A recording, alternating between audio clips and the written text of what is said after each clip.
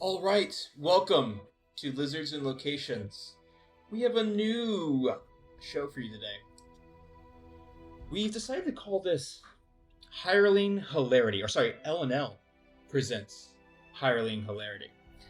Essentially, one of the ideas that we've been thinking about is that we're sometimes really busy around the holidays.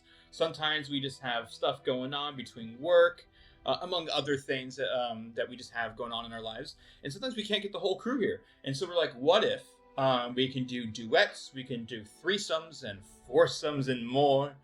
We can bring in guests. We can have, all different sorts of people come in and play with us. But essentially, they're just like an anthology series, right? It's just a bunch of contracts. And so that's what we're going to present for you today. Our very first one of L&L Presents Hireling Hilarity. Essentially, each one of these will be contracts that this mercenary group known as the Talons, will be a part of. And kind of like an anthology series, each episode is a different story, a different one-shot. Am I missing anything, Kat, as far as... No, but I have to say I'm a little disappointed that our first one's not a threesome. Yeah, it's just us. I mean, I guess I'm not that disappointed I didn't marry you for that part. Anyway. Yeah. Today, we have myself, John, as well with my lovely wife, Catherine, here. Oh my god, I'm lovely. You are lovely. And so we will be doing a contract known as the Innkeeper today. And so that's what we'll be doing today. And I'll introduce what that's going to be looking like in just a second. But before we do that, let's go ahead and check out the intro, and we'll be right back. Oh my god.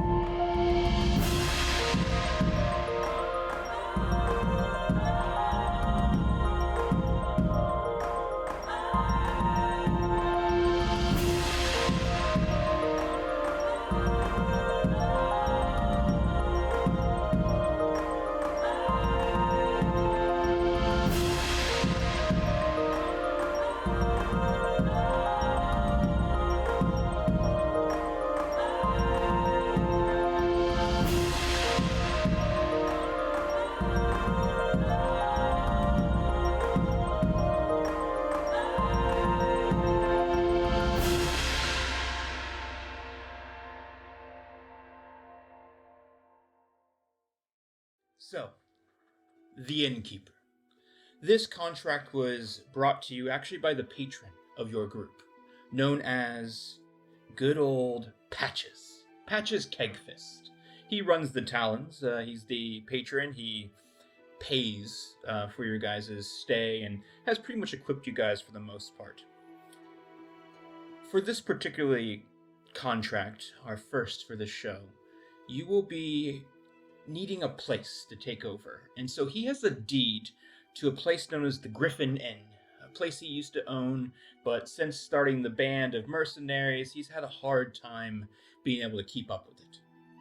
And so he has secured a ride along passage along an airship. Now, this ship is going to the city of Skyhold.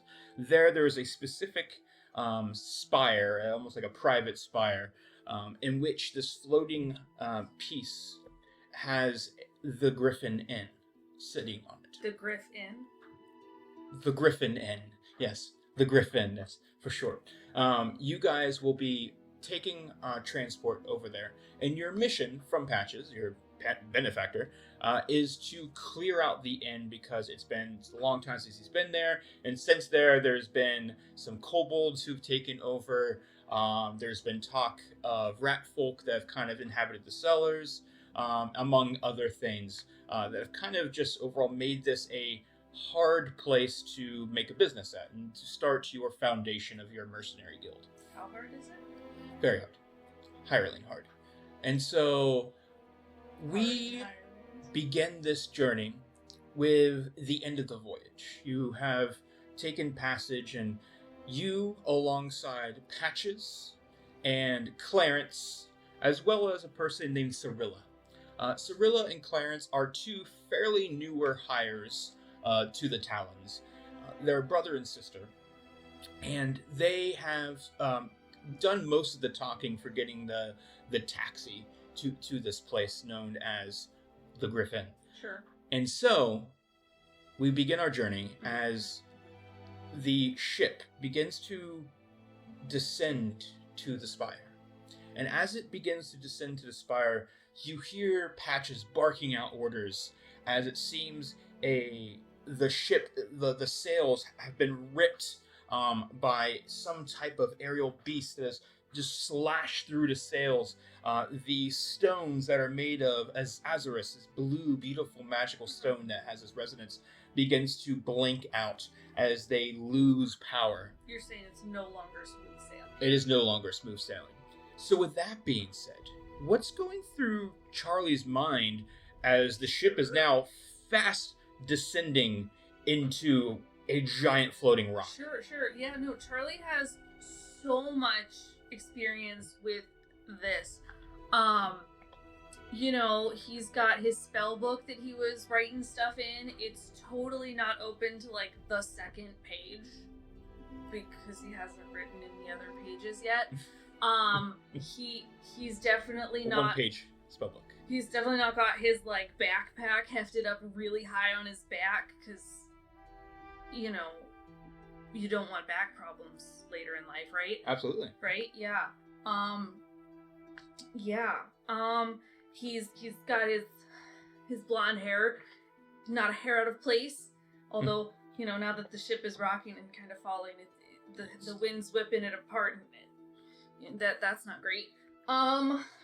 Shoot. I'm not sure. Think I might need to go see Patches. Me? Could be good. Make sure everything's okay. Yeah, I think I want to go see Patches. Okay. Yeah. So you are share my expertise with him. Okay, so you're at the front of the ship. Yeah. And you see Cirilla as well as Clarence kind of running from side to side, trying to hoist ropes that have been detached and trying to get this replace the sails just to get some kind of control as you guys descend. Yeah, no, see, I was hired first, so I'm supervising. Okay. Mm-hmm. I'm aware that it's only been like 2 weeks before they were hired, but I feel like I have a supervisor. Okay. Yeah. And so you're running towards where the captain would be, next to Patches. Sure. And you see this Goliath on the wheel of the ship, and they have a couple of levers that they're trying to control as they're able to kind of descend and control their way into a safer landing. You see Patches like screaming at him and yelling at him. And Patches, by the way, you would know as this dwarf, big red beard, thick dwarf. His belly kind of protrudes a little bit from his too short tunic, maybe from his younger adventuring days. He always has some mugs kind of belted around his waist, and you see him like kind of almost like not quite punching, but like smacking the back of this Goliath, like pull up, we got to fucking pull up now. I've never thought about it before, but the bearded daddy look is really doing something for me. Yeah, and so Patches sees you. What the fuck do you want, Charlie? We're going down. Oh, that's not good. Yeah. Yeah. Well, are we gonna be cool when we go down, or do we need to like not go down? This depends if this captain can do his fucking job. Hey, dwarf, back up now. Where are we going down into? Like harbor, like a safe harbor, or like just? Do you see that giant fucking stone over there? That thing, the Gryphinn. Sure. As you like to call it. Sure. Sure. I've got an idea. I'm gonna pull out. No time for sex puns.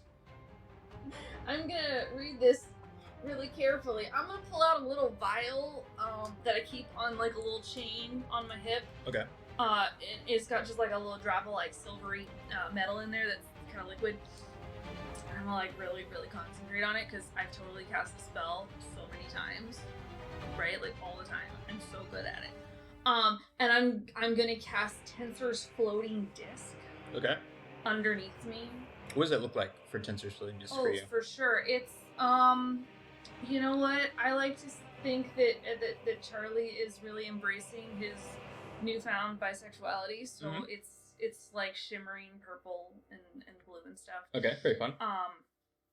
Yeah. So he's just gonna hop up on it and be like, guys, we should be on top of this right now. Come get on top of me. Wait. How big is Tensor Sling?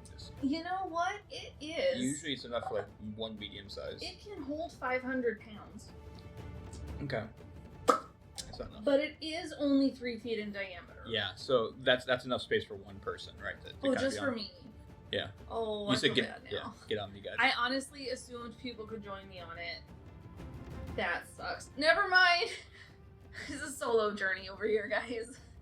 Alright, but you are still casting it, yes? Oh, for sure. Okay. I'm not gonna go down. Wait.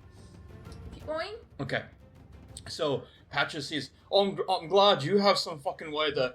And you hear, brace! I honestly thought I could get it help for you guys. Brace, though, like, for sure. Impact! Oh, no. I don't like that. As you hear impact, you hear him, like, snap a lever on the actual, like, the thing that kind of causes the descending and the ascension of the ship. He's pulling it up and it snaps on him. Ooh, that can't and then the wheels start spinning around as you guys start, like, slamming sideways into this rock. Everybody's going to have to make dex saves, except you. Yeah, because I'm floating, because I don't really do the dirt and the mud. Yeah, absolutely. Yeah. So let's get some a dex of the saves. Oh, I'll just... No, guys, don't! You got this! I believe in you! Okay. Go, Okay. Team Talon. Okay. Interesting. So... Can I help Patches, since I'm right next to him, like, kind of, like, grip his shoulders? With all of my awesome strength? You're not great at that, so make an athletics just to see if you can kind of hold on to him. What do you mean I'm not great at that? Freaking, oh, 1 second. I need to read my features about... What you got? Well, I know I can do something. Ooh, that's... Got a different skill. What? I have lucky. Oh, okay, so you're using one of your luck points. Sure. And luck is now based on proficiency, or was it based on? I think it's based on my proficiency. Yeah, so I've only got like 2. Okay. That's better.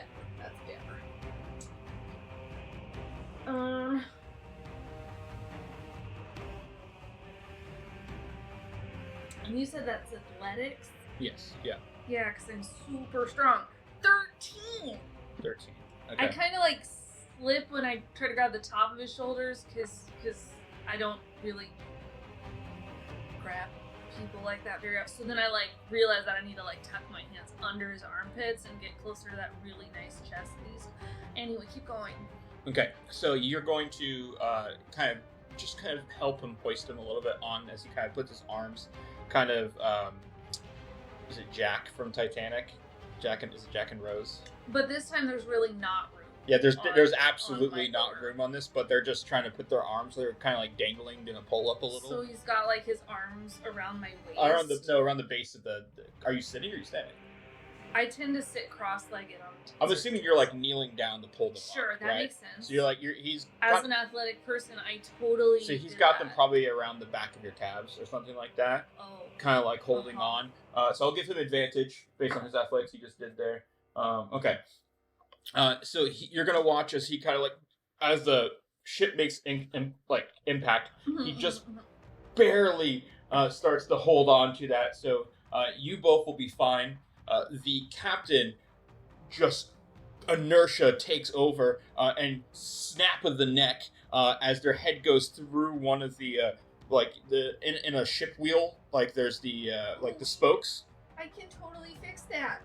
And so his head goes through, and then the wheel keeps turning and just snaps his neck, and you just see him kind of hanging limp from what's left of the wheel. Our other 2 adventurers are going to both jump onto some of the rope on the sides of the ship and just kind of dangle and swing back and forth, just barely holding on as they make pretty good deck saves. The ship is now kind of just crashed and torn almost in half, as we now kind of see where we have landed. So, if you kind of look at the image here of where you guys are. Yeah, sure. Is that the image that I should have? Yeah, I'm gonna switch based on where you guys ended up. Over here, and then Patches is kind of hanging on with you over here. Dang, there's a whole ship on the map. Yeah. So that ship has just broken half, as the back half where the captain was, and you guys are kind of drifted forward, also due to inertia. And where he was, what? Well, inertia wouldn't affect me. Oh, sure. But where he was, that part of the ship is just gone. And it's falling down from the spiral. The good news is you have landed at the Gryphinn. Guys, we made it. This is fantastic. I think we make a great team, guys. You see the captain just kind of plop down from onto the ship. There's some fire starting to start up right behind him. Wait, he lived? Not the captain, sorry, Patches. Thank you, Patches. As Patches is kind of just barely hanging on behind you guys. He drops down onto the ship. Fire starts right behind him. You see him go, "Oh, I guess we're going to find a different way back at some point for transportation. Oh, yeah. We should probably get off this in case it decides to fall, though." Well, I mean, I'm good, but yeah, sure. So real quick, I'm going to have you do initiative just to see where you are versus the ship starting to break. Oh, no.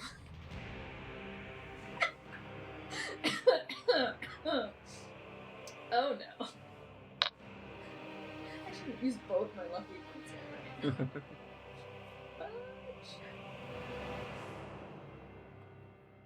Well, guys, I'm great at initiative rolls. Anyway, how's your day going?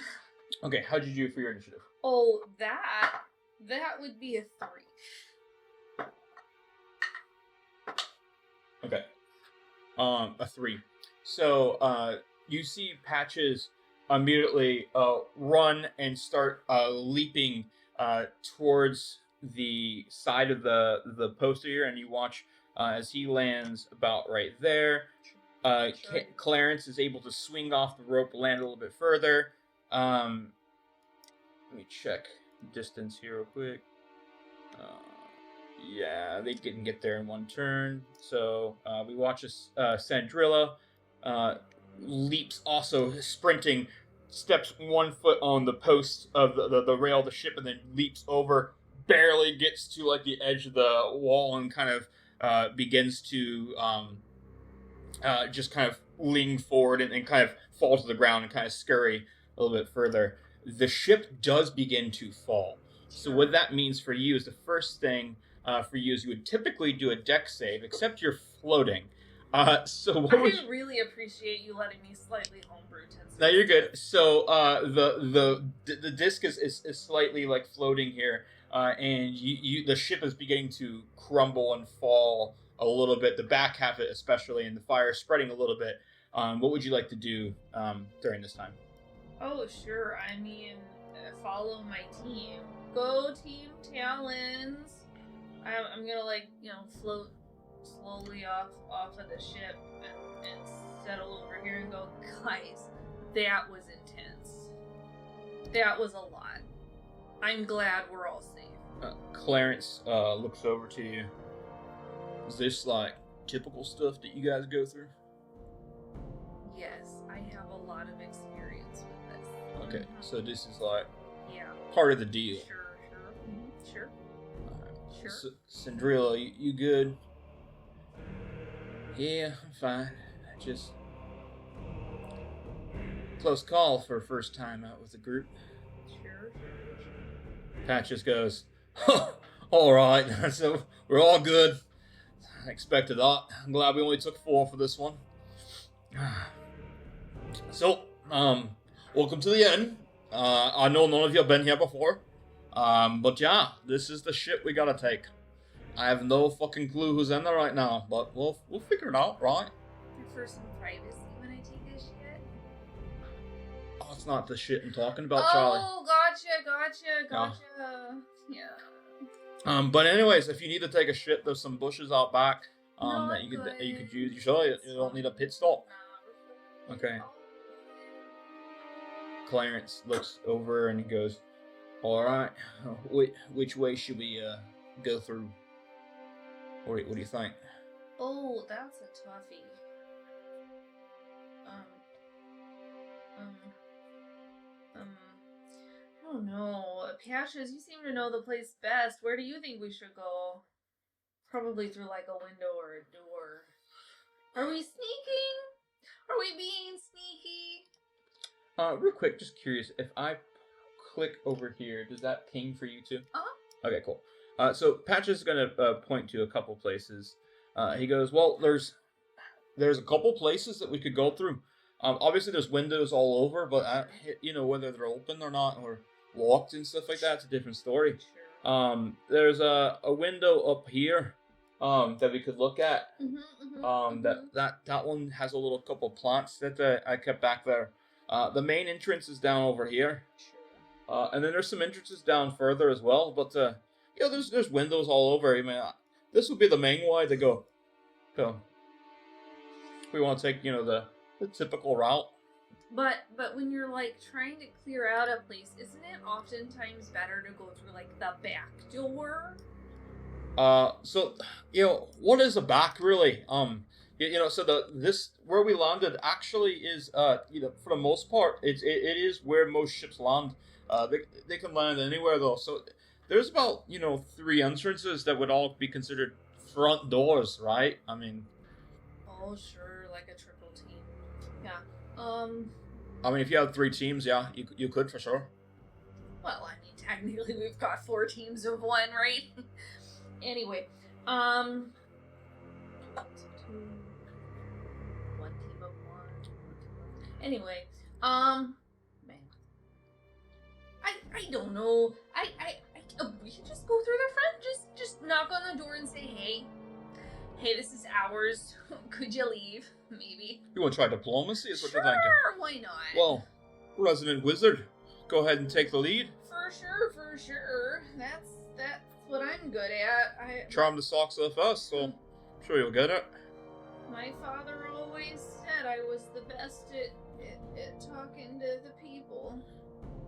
In your time with Patches, you would know that Patches is a monk, by the way. With the Drunken Fist, he's definitely leaned into the whole tavern keeper monk feel. Sandrilla, you would know, is a rogue, and Clarence is kind of a combination between paladin and cleric. So marching order for this seems like you're going to be. I mean, you told me to take the lead, and having grown up with my father, the head of the Waterdeep Basses, I know exactly how to talk to people. Mm-hmm. Yeah. So we'll do Clarence taking up the rear. Sandrilla will kind of make her way around here. I have Patches kind of back here, so like that. I have all of the experience in convincing people to do exactly what Daddy tells them to do. So what would you like to do? You see, as you approach the door, there's this double side door. There's this Double team. this double door that opens up in front of you. The whole side of this wall takes about anywhere between 30 feet wide, essentially, to get through it. I'm sorry. The wall is 30 feet deep? No, sorry. I mean, like the length of this wall, this side of the building. We walked 30 feet and we're at the door. There you go. Yep. Gotcha. Is there a knocker, a doorbell? You could do I mean, you would see that obviously, so I don't make you make a perception check. So you're just looking for like a knocker or something like that. Like, just a Yeah, warning. there's that like what looks like a Gryphinn wing, that like kind of hangs, and when you hit it, it's like using the feet to like smash into the door. Yeah, so I'm gonna smash the door. Okay. With the knocker, just Loud, soft, normal. Oh, authoritatively. Performance check then. I've seen my dad, authoritatively knock on stuff before. That's an 18. Yeah, it's a pretty nice loud knock. Sure. Dad taught me well. So you hear the wood little creak. There's a little bit of just flex a little bit from the door as it knocks. There's a little bit of what? Flex. How long do you want to wait? Oh, I don't know, a bit. Yeah. Minute goes by. Oh, that's pretty long. Okay, I'll knock again. Okay.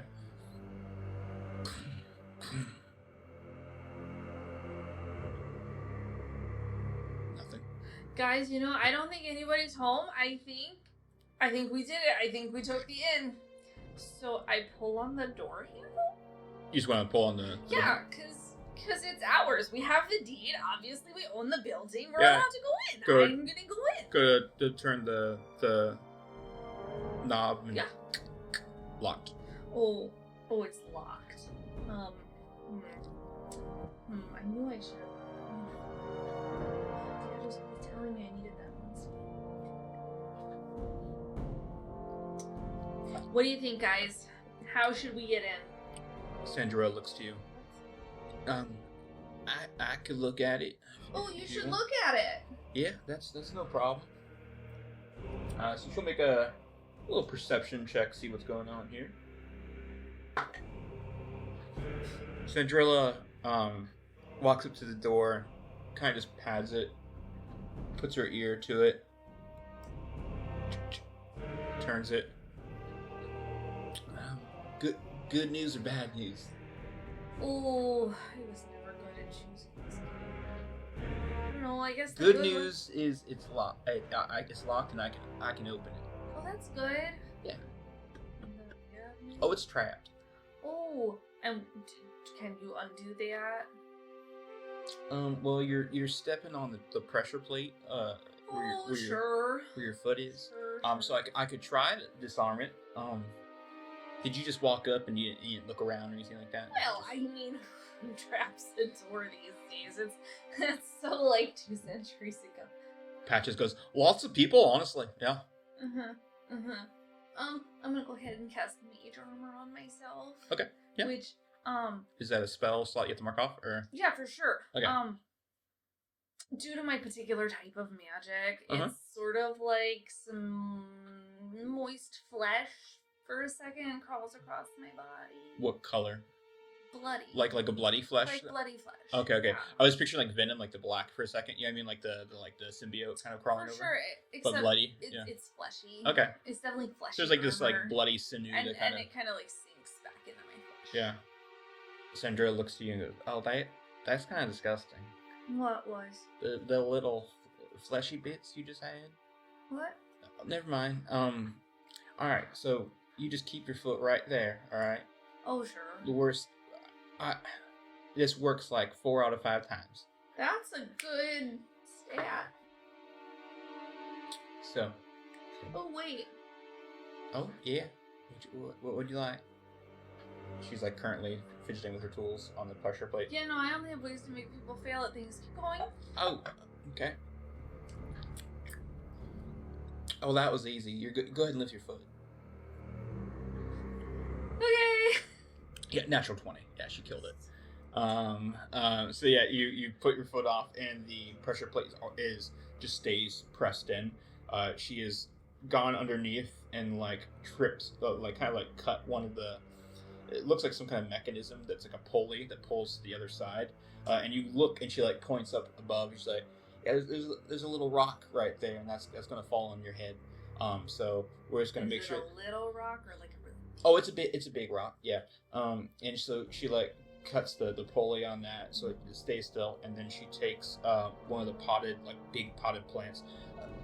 could you help me with this? And she like kind of has you like help her like slide one of the plants on top to kind of also keep it down. Yep, I'm gonna help so much with that. Really, I'll do most of the lifting, don't worry. And so yeah, drag it over. All right, that's good. You want me to still unlock the door now, or? Oh, for sure. Okay, I'm just gonna check again for a trap, just cause. Yeah, we're good. Yeah, no problem. Okay. Unlocked. All good to go now. Okay. I'm gonna authoritatively open the door, just like Dad used to do. So I'm gonna show that that's the trap that was there. That is a gun now. It's a going? Yeah, so the door is unlocked. What would you like to do? Authoritatively open it, just like Dad used to do whenever he'd go into his meetings with those board members. Yeah. Yeah. Okay. And I'm gonna walk in and stand in the entryway in my power pose. All right. Take it all in. Okay, make a perception check. So you're walking in, you said. That's a dirty 20. Okay. Because if there's one thing Charlie is, it's not dirty. Okay, so you walk in, and you said dirty 20. The only thing dirty about Charlie is his toilet. You look across, and just like you kind of see on your map, there's to your right, there's like a little station where it looks like people would typically check in, maybe pick up coats and things like that. There is a couch off to your left. You see some stairs that kind of ramp down into what would be the bar sitting area. Sure. And with a dirty 20, you could see. Give me 1 second. You'll see this guy here. You see this kobold who has like a monocle on his eye. He has like a green. It's a green scar, and you see it like it runs deep down this left side of their cheek. And it almost has, like Dragon Age Inquisition, that like kind of glow to it. Some kind of like glow, greenish pulse to it. And you see him, he's currently playing with some bottles. And he's just like, oh, we gotta get this done. Okay, more pouring, yes. Oh, too much. And you see him just kind of off to the side. Other than that, the other things you can see, so you have the what's that called? A foyer kind of like area where you like entrance, right? Mm-hmm. You have the bar area. Obviously, they're behind the bar, so where the bartenders would be. There is a door to your. Let me put my pinging on here. There's a door here that's closed. Sure. You see this right here? Mm-hmm. So you don't see anything beyond that. Just fog of war kind of stuff going there. And then to the south, if we're looking down south. Mm-hmm. There is more doors that are all closed. Sure. Yeah. So really, you only have access to the rooms that are very much inside right now. Hey, well, since it's our inn, Yeah. I'm gonna, take my coat off and hang it on the coat hook. Okay.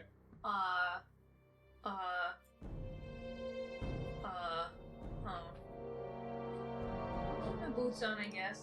So you're gonna walk over there, set your coat up and stuff like that. Patches is gonna walk in. Clarence falling behind. Sandro's kind of going a little further. Okay, so now that, that's done, I'll I've hopped off my desk now. So I'm gonna walk on down to our little alchemist fella. Okay. And I'm gonna say, hello, sir. I am Charlie Bass of the Waterdeep Basses. I'm sure you've heard of me. What are you doing in our fine establishment today? So you're talking specifically to The gentleman that I could see. Gotcha. Cool. All right. So this, and you see this, like I said, they're kobolds, so they're like slight reptilian kind of form to them. There's an aroma, by the way, as like just that kind of catches you. It almost has like a. I'm trying to think like what the equivalent would be. It's sweet, but they're like sweet, and when I say sweet, kind of like some kind of fruit, right? But there is a smokiness behind it, right? Pleasant smell. It is pleasant. Yeah, it is. It's not like crazy pleasant, like ooh my god.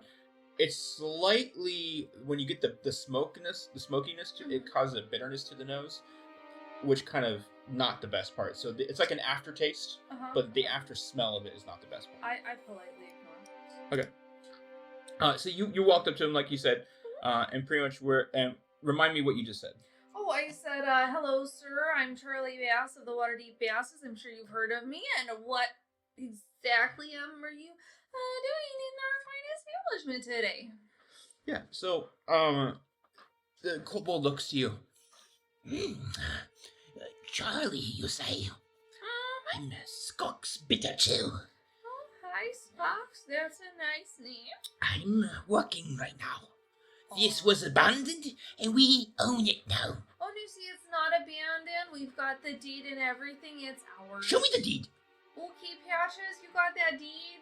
Yeah, I was on the ship. Let me just make sure I got it. Don't worry. I got big pockets. You got a big butt. Here's the deeds right here. I have copies, so don't you think that you can get away with chewing this one up, or what are you gonna rip it up? Like what? I'm just looking. I'm a legitimate businessman. He wouldn't do anything of the sort. He's a legitimate businessman, making legitimate business decisions with the legitimate owners of this establishment, which would be us.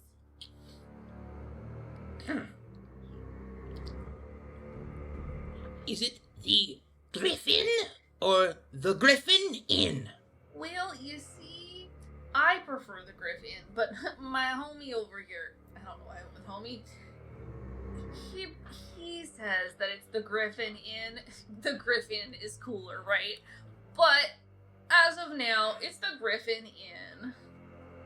It is technically the Gryphinn, and if you guys think it really would do better for like selling and bringing people, then yeah, we can rebrand it. Just gotta get the burps real loud. Oh god, hold on a second. He like takes another swig from swig. There you go. Swig. Swig. We've heard it both ways. And he drinks from the mug, and he goes, "Sorry about that. Had to get something on teeth." Anyways, so yeah, we could change it. It just gotta change the deed, and it takes the whole time. Yeah, sure. Well, if you legitimately own this, and we do, obviously you can see that you have the legitimate business document in your legitimate businessman hands. Maybe we can help each other out. I love a mutually beneficial business agreement. So we have some supplies in the cellar. Sure. But these bandit rat folk, they took over. Sure. So if you could kill them, get them out, we could grab our stuff. Also, there's some alehouse drakes. They're up. Sure. There's two. Sure. I need them with me. They belong to me. They belong to you, like they're your pets? Yes. Sure. So if we kill your bandits and get your supplies, get your pets from wherever they've made their nest. Upstairs. Up. Because they don't listen to you when you tell them to come. That's what I'm working on. and you see him like cycle through. He's like a lazy Susan. He's like spinning it like to different bottles. I'm working on this perfume. It should get them to listen. Sure. It works 50-50. Sure. Okay. And then you'll go. And as soon as the cellar cleared out, hell has gone, the drakes with me. We go. Go. And then we get our inn clear. Yes. Sweet. Great. Awesome. The drakes, were they like here before, and then you came here and went, that's cool, and tried to find a way to like domesticate them? What do you mean? Like, do they belong to me? Did you like, did they like come here with you, and then they were like, oh, this is a cool nest, I don't want to listen to my daddy anymore? No. What, I'm not related. Oh, I meant in like a pet way. Sorry, daddy? Master just seems so violent. Well, I own them. They belong to me. Skox Bitter too. Sure. Like you bought them at a pet store? No. You hunted them in the forest? No. You came here and you saw them and you said, I must have that? Yes. Gotcha. Good to know. So, you help? Yes. Sure. We'll go take care of those little rats in the basement. Okay, perfume, 10 spray. Spray it. You 10 can sprays. No. Don't spray it 10 times. That's all it has. It can spray 10 Yes, times. One yes. spray should get the dragons to follow me. Yeah. Sure. Why not? Okay. It's not the attack, right? It is no big deal. Sure. Don't kill them. Because you saw them and decided They they were precious? yours. Right, because you decided they were yours. They are mine. Don't kill them. Okay. Scott, spit your shoes. Do you have like a legitimate deed of ownership of these? I have my alchemist license. Mine? Do I know how sentient the dragons will be? With my proficiency in animal handling. Go ahead and make a nature check. It's not really an animal handling check.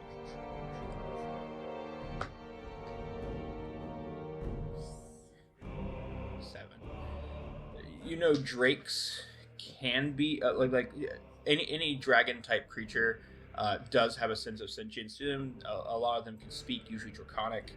Damn it, I knew I should have taken draconic. Fuck. That's about it. Okay, cool. Let's go take care of Drakes those. do get domesticated. Like, that is a thing that happens. Go talk to those rats. So you're going to the cellar first. Yes, I think so. Here's Ski. Thanks. Okay. Hold on. You're going to cellar. Yeah. Okay. 2 traps. 2 traps. Doors down. Doors down to the cellar. Yes. 2 trap doors that go down to the cellar. Mm-hmm.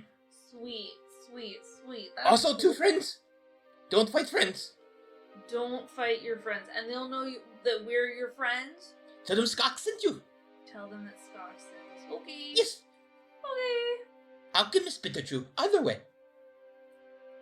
Okay. Did he point out the places to go? Patches knows the way to the Oh, cellar. cool. Let's go to the He's cellar. kind of assuming you guys would know. To the cellar. Okay, so you're gonna make your way to the cellar floor then. To the cellar. Okay.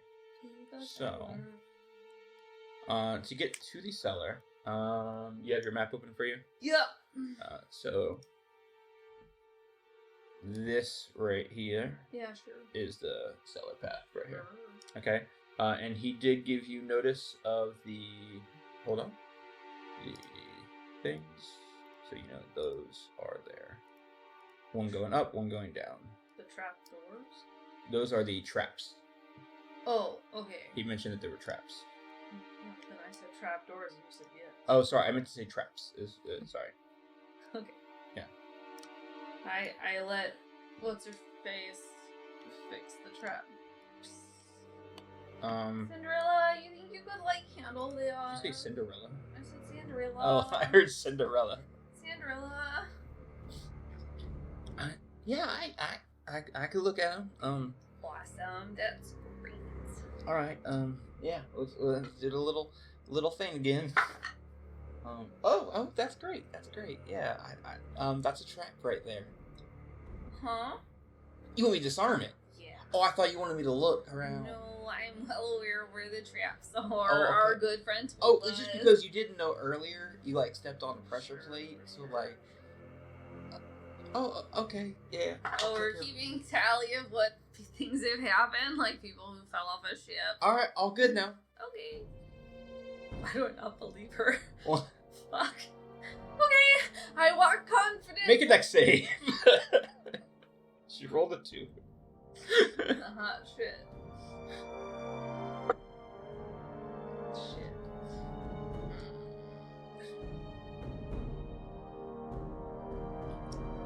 7. 7. Okay. You go to step on the first step, and it there's like a string that's like placed on the top step there, and as your foot puts tension on the string to step on it, all the steps go and they become a slide, and you slide straight down, tumbling all the way into the cellar. Sure. that brings us to a new map.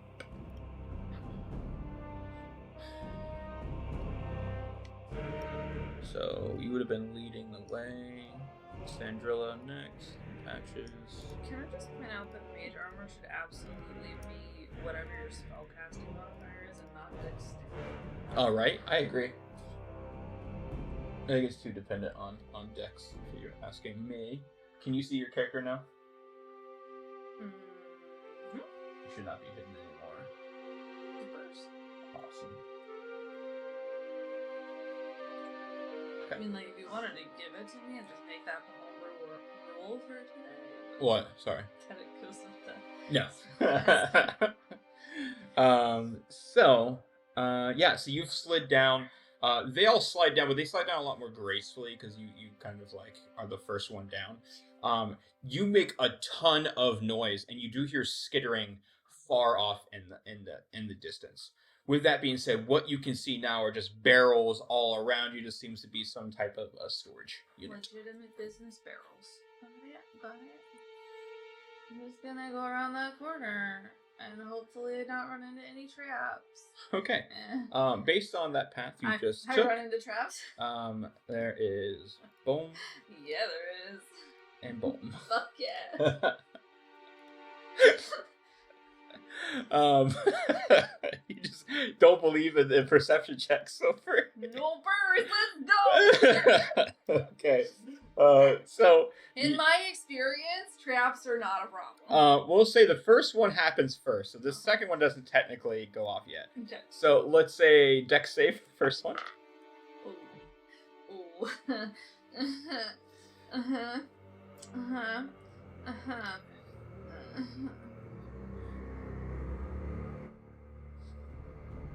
Oh, fuck it, 7. 7. Actually, 6, but I did math right. Okay, so another string trap. This one, though, is just tripped by you walking. Yeah. And it's, in your defense, it's like, there's not much, like, the little bit of light, it's like in the shadow kind of thing, so it's hard to kind of catch. But still, absolutely your fault. And so as you trip the string, you see these row of barrels right here? Uh-huh. They all just roll. You guys, I think I made a mistake. into you as you take 2d6 bludgeoning. Bro.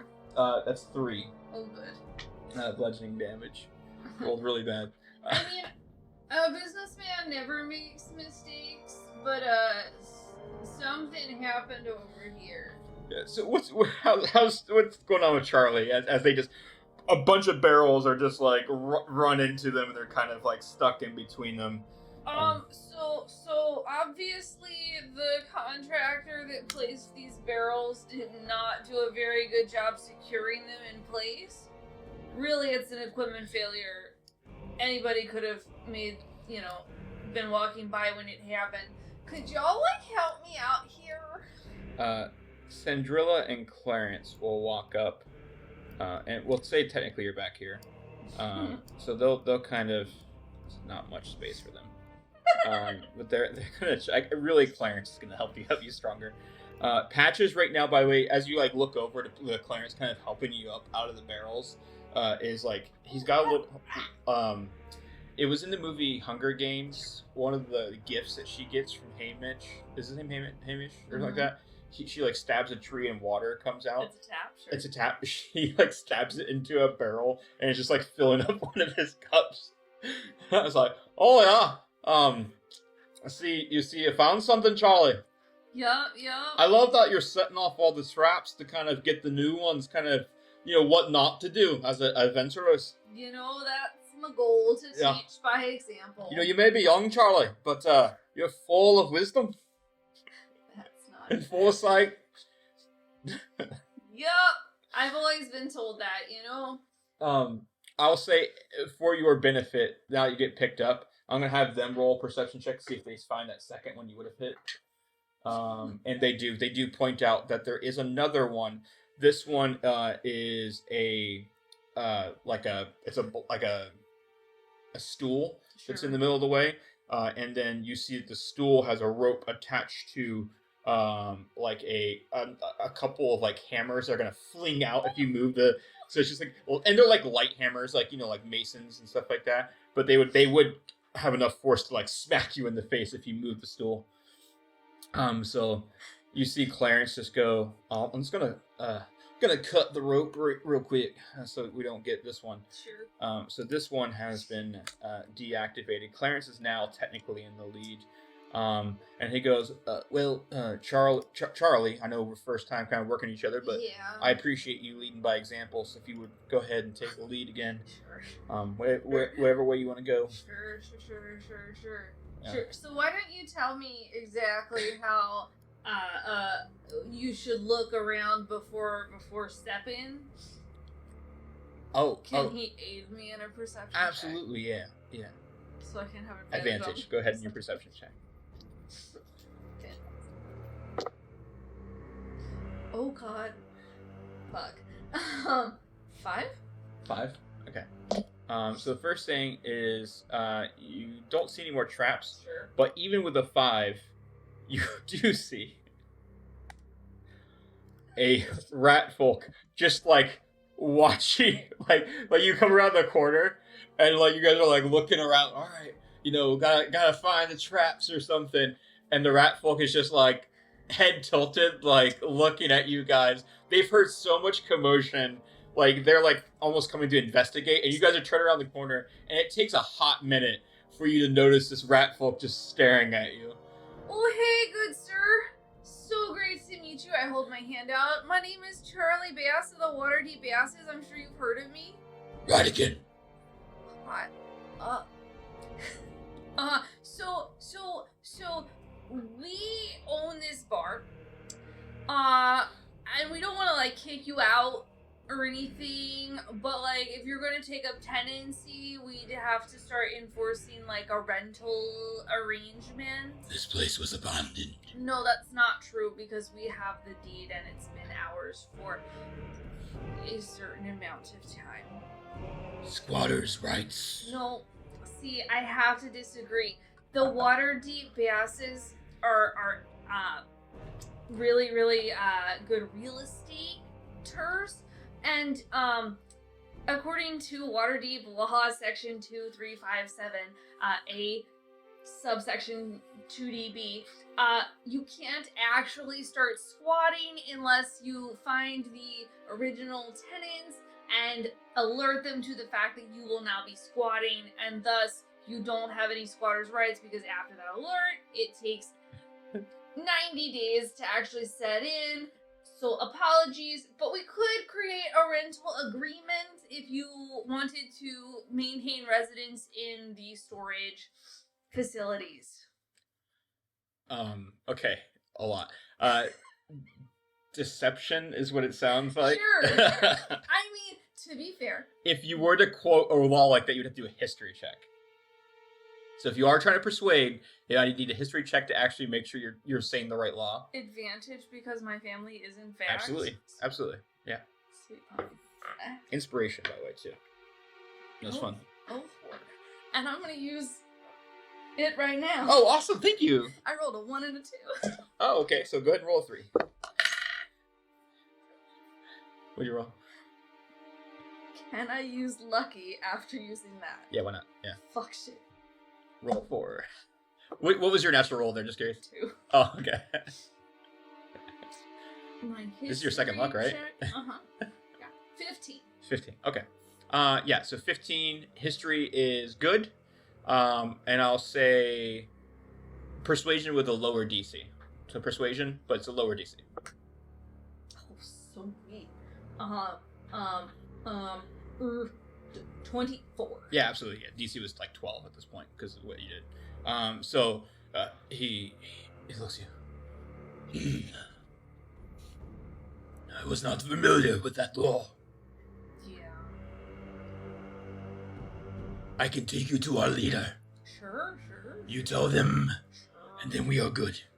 Maybe. Or we kill you. Oh, sure. Let's go see your leader. Okay, so if you could open up your map so I can pin it for you.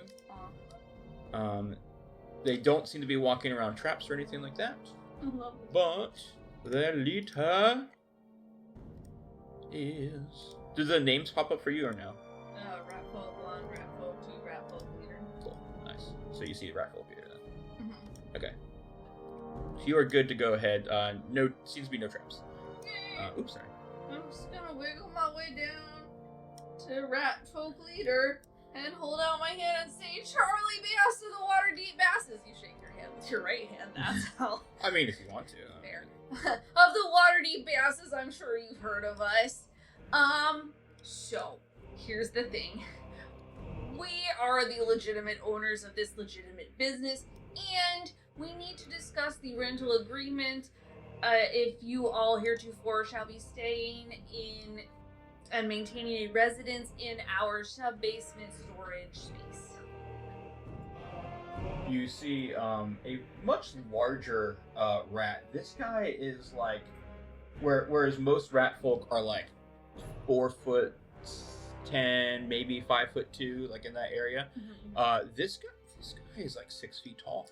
Yeah, well, my dad is 6'4". I'm Yeah, not intimidated. Don't be. Yeah, obviously, like you got things going for you. And so you see this. He's got scars all up on him. Yeah, Uncle. He's like Uncle got. Jimmy also. They all has have like scars. kind of like. I'm trying to describe rat folk, which I've never actually played before. But like they have like bare chests, like their hair's all on the sides, right? But they're like kind of bare chested. He has like straight up Robin Williams, like big hairy chest, whereas the other ones are all like, like just bare skin there. And you see him, he's kind of got a hood on, and he puts down the hood. Oh yeah, he does. Not gonna lie, that hairy chest. Doing it for Charlie. How can I help you?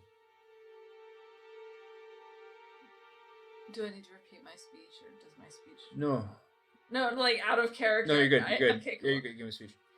You think that this law applies to us? Oh, 100% pursuant to Waterdeep Article 10, Section 2BA specific /10. This is another. All Waterdeep laws shall apply to any residence / business / building owned by any resident of Waterdeep, which would be me, Charlie Bass of the Waterdeep Basses. So, the laws of Waterdeep, one that I mentioned to Ratfolk number 1, applies to here as to your residence and the rental of the residence that we own. But we can create a rental agreement so that you can maintain said residence heretofore until future time that you should like to relinquish. Patches will residence. kind of like interrupt and say, Now, we can do, and Charlie, forgive me, but we can work out a rental agreement like you mentioned. It can't be in the cellar though. I mean, this is where I keep the brew. Sure. There's much nicer rooms upstairs. So we could get you an accommodation up top, but we'll work out the price and stuff like that. But yeah, just not in the cellar, right? I mean, this is the brews. Yeah, brewskis. The leader looks over at Patches and looks.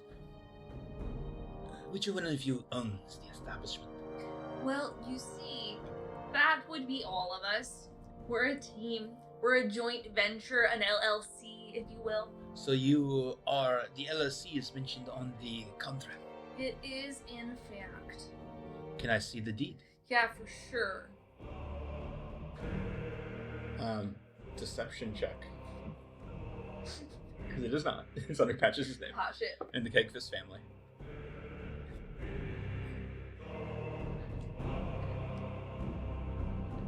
Where's your deception? It starts with a D. 12. 12? Okay. He looks at you, looks at the deed, and he goes, I don't see the specific point where the LC is mentioned, but I do see this Kegfist family. We can, at a later date, provide you with our documents of incorporation that list Patches Kegfist as the head of the Talon LLC. The Gryphinn's Talon LLC.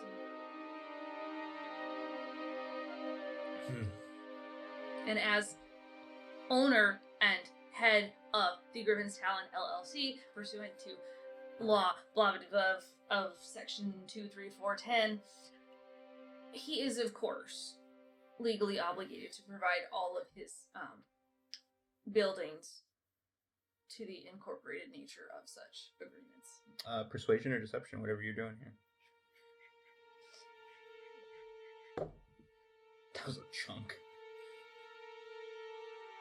Chunky dice. Chunky dice. 11? Okay. You see the leader look over to Radigan, the one who led you over. And he whispers something in the ear, and then Radigan goes, I'm sorry, but we must ask you to vacate our home. See, that's just such a bad idea, really. And you see the rat folk kind of not pull out weapons, but take up some room, kind of man spread a little.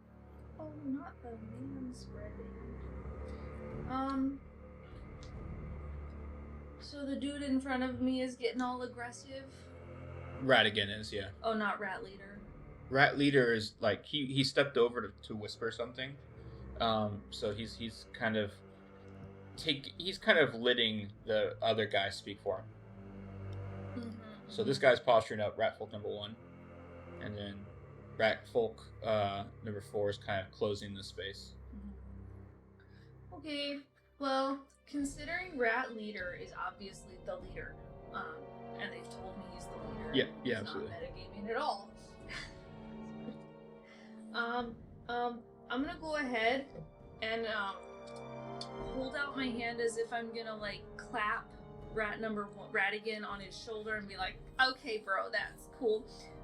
But then I'm gonna like point my hand past him towards Rat Leader, and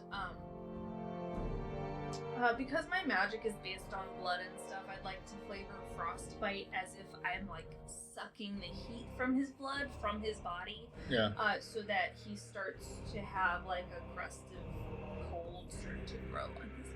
Okay, so for this to happen as like a surprise attack, you'll have to make a sleight of hand against their perception, just to see whether this goes into an initiative thing or if this is a surprise right before the initiative is about to take place. I'm just trying to pick the right dice. You're good. Because all my dice have been really mean to me, except that one thing.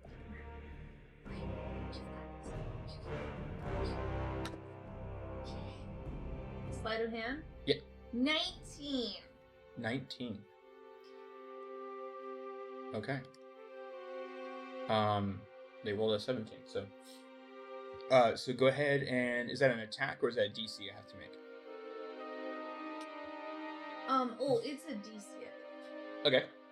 Go ahead and make me roll. What is that going to be? Constitution saving throw. Natural 20. Oh darn. Well, nothing happens. Damn it. I look really aggressive about it. Like, she definitely was hurt. See? Does it do any damage or no? Oh, because it's a cantrip, or? Yeah. Oh, okay. So, you look. Go ahead and make an intimidation check. I mean, we're about to do something anyways, but just go ahead and make it for fun. 12. 12. Okay. Yeah. you like posture up a little bit, like you see him like the frost, just like what does it look like as it like kind of like doesn't actually do anything? I mean, he starts to get a little paler as his veins start to vasoconstrict as I draw the heat from his body, and he starts to have just a little bit of ice crawl up, but then I'm guessing it melts, and he starts to have his blood flow red and warm again. Okay. Oops. Not oops, I did it on purpose, damn it! Attack! as he calls out. Yeah, obviously. All right, go ahead and roll initiative. Oh, bitch.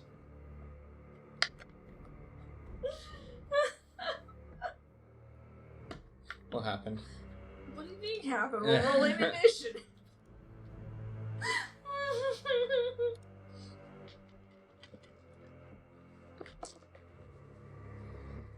What'd you get? 3. 3. Okay.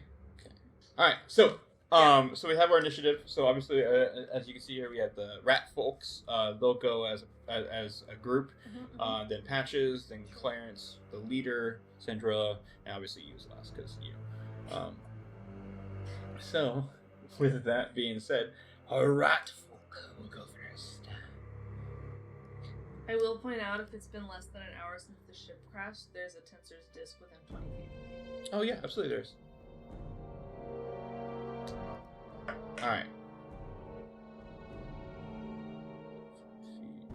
I don't know what that means. I don't think it really means anything, but... Okay, so rat folk number 1 is going to attack you with their dagger. So Radigan's going to come at you.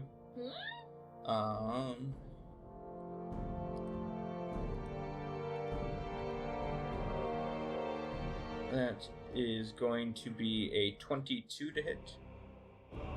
Oh, yeah. Okay, rolling damage. 4 piercing damage. I should have taken that dark card. Okay, that ends their turn. So they take off the dagger real quick, spin, slash you, or stab you in the leg. Brings us to the next person. Rat folk number 4 is going to run and flank you, which gives them advantage due to pack tactics as well. Anyways, that's flanking. Same thing. That bonus. 15 to hit. Yep.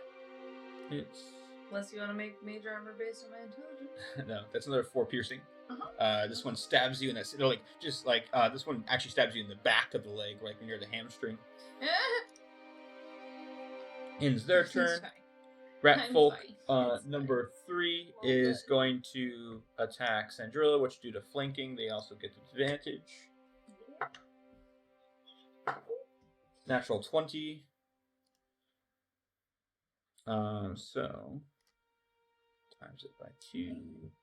They do 10 piercing on Sandrilla as they just take and stab her right in the gut as she starts bleeding profusely, looking rough.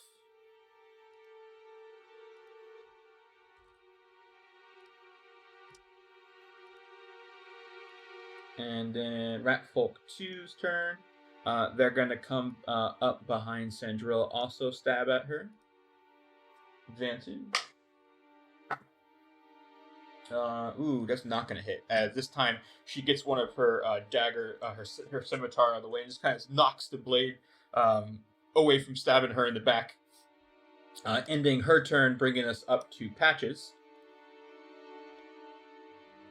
And Patches, our good old friend here,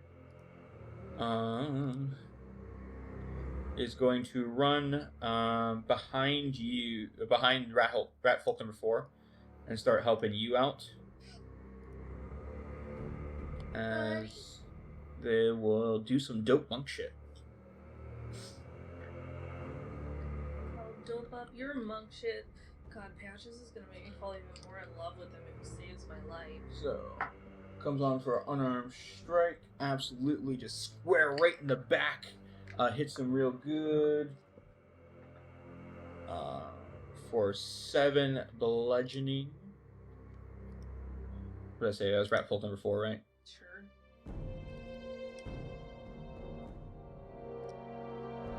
Okay, and then, due to dope monk shit, I believe they have flurry blows, right? Make 2 unarmed strikes. So they're going to spin a focus point. That's right, Daddy. Focus on me. To do this, Monk's got so much better. as they make 2 attacks.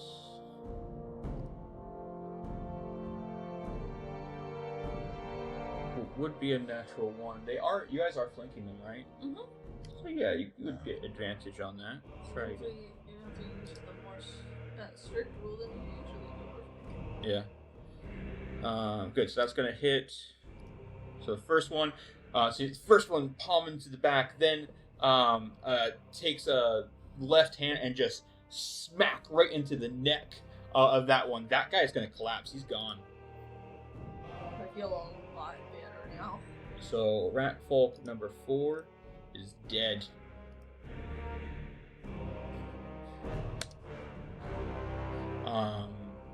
And then because they still have some movement left, let's double check how far they can move. God, it's real close, but yeah, they can barely do it. They're going to move over here and hit Radigan with their 3rd hit. And that will also hit for a total of 8 bludgeoning damage.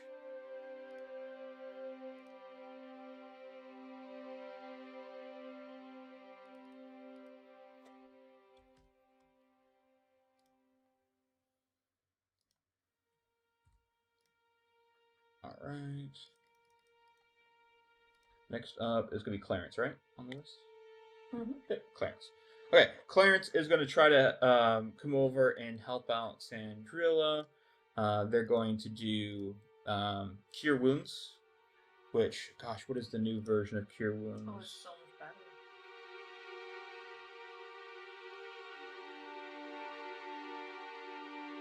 Mercenary Cleric.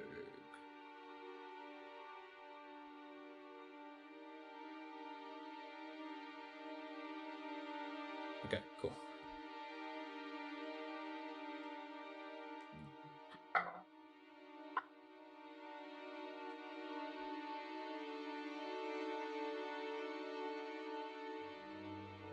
That'll put him back at full health.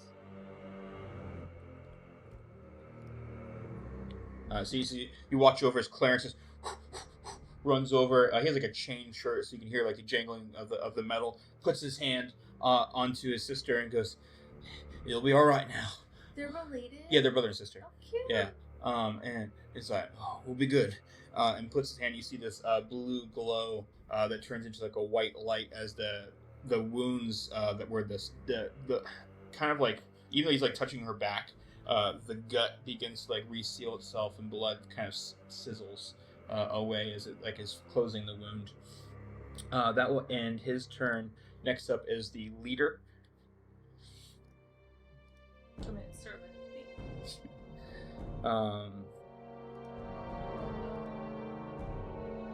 Yeah, he also has the dagger stuff. He's just better at it. Alright. So attacking Patches for 13. Misses. As he goes to stab at Patches, you see Patches just kind of knock the dagger away. He's going to go in for his 2nd attack. And this one, as he goes to the slice across, Patches just grabs the blade and just stops it from going into his chest. That will end the leader's turn. Sandrilla is up. Man, you did so bad on initiative. And Sandrilla has the scimitar. They're feeling a lot better, at least. Is going to make a slash over at Ratfolk number 3. Rolling the hit. You watch as she takes a slash, and she's like a crank in her shoulder as she's still feeling like wounded from even though like the cure wounds is helping. She goes, it just comes out short from the Ratfolk as he kind of strafes back, ending her turn. That brings us to you, Charlie. Oh, good. I'm gonna heal myself using my arcane vigor, because I'm gonna, magic vigorously. Okay. Which means that I get to roll my 2 hit dice. Oh, dang, that's a 10 whole hit points. I don't know why I said it like that. Yay. And then I'm gonna look between the two rat folk, and I'm like, does one of them look injured? Between Rat Folk 1 and the leader? Yeah. So Radigan is injured, and the leader is not yet. And he didn't take slashing or piercing. No, he took bludgeoning. Well, then on rat folk number 1, I'm gonna go ahead and cast Toll the Dead. Okay. Which are gonna jangle some bells in his ears. What kind of save is that for me? I think it's a wisdom save. Okay. It's a 9. Oh, he fails that. And he's been hurt before, which makes it a 12. Oof. Okay.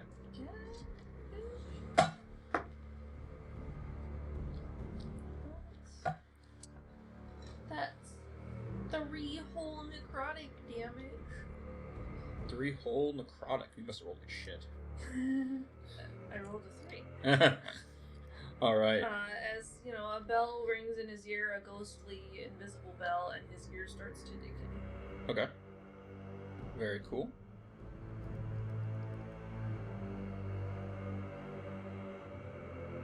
You see him as like, oh no, the noises. And he's kind of freaking out there. That ends your turn. Yeah, it does. Brings us to the top where Rat Folk number 1 is. Kind of, holding their ears from the bell. And you're gonna stab that dagger in at you. Oh, don't do that. Maybe stab yourself instead. No pack tactics. This is pack tactics. If a creature, one of Rat Folk's allies within 5 feet of the creature, and your ally is incapacitated. Oh, it has to be 5 feet from you, though, right? Yeah. I don't know if you're actually. You're no. Right? You're not at 5 feet. From the other guy? Yeah, okay, cool. So, it means he doesn't get advantage with it. So, to roll, to hit. Natural 1. He goes to stab his dagger at you. What do you do to, block his arm? I like to imagine that my fleshy armor comes out of my body and becomes visible for a second and just slaps it. Yeah, the dagger he's coming down with the dagger. You see this blood just coat the dagger, and it won't move, and then he pulls back and the dagger goes flying into the barrel behind him. From the natural 1 ends their turn. Rat Folk 3 is going to stab. They do get pack tactics on Sandrilla. I'm gonna have to have you update my features because it actually doesn't tell me how they work. Okay.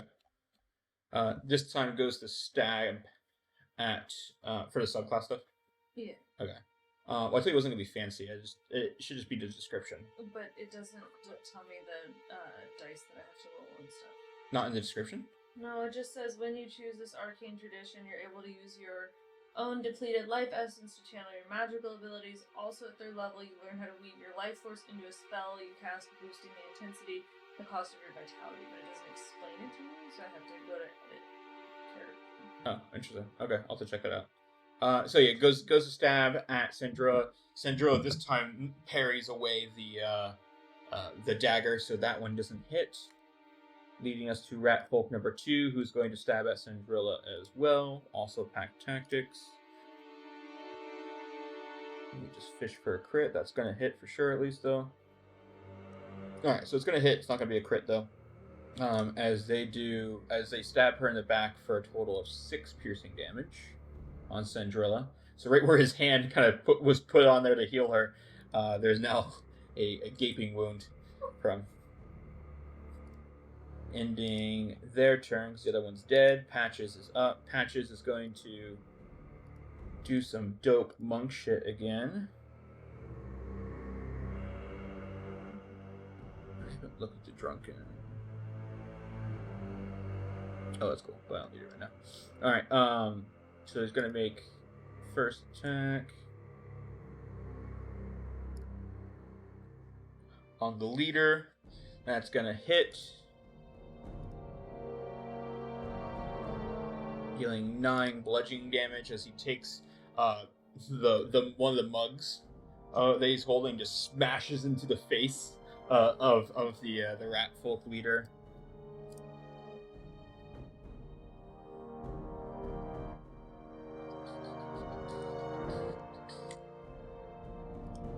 Then he's gonna do his flurry of blows, so he gets 2 more attacks. That's gonna hit. Also gonna hit, so he gets 2 more attacks in.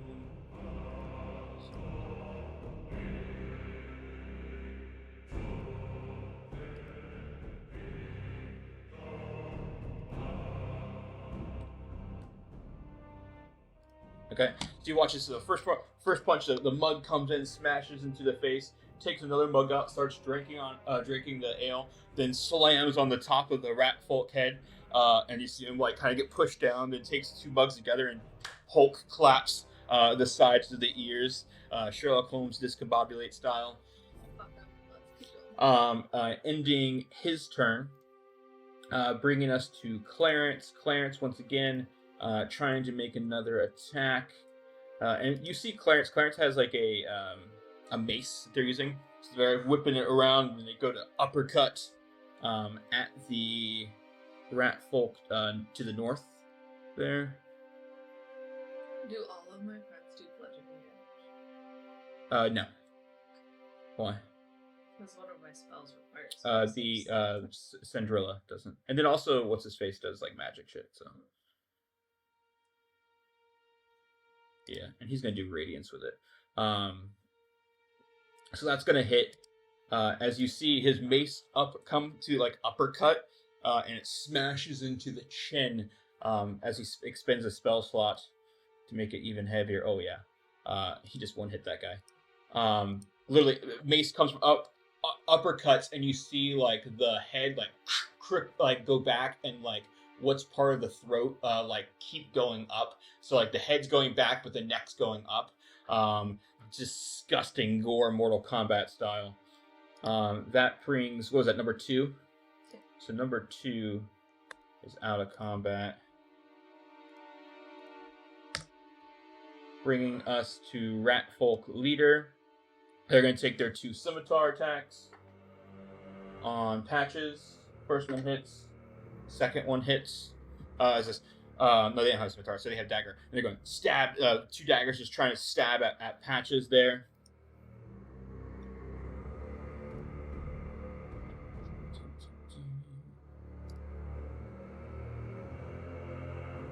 Four piercing. Another 4. Another 7. So, and then poison damage, which gets halved because he's a dwarf.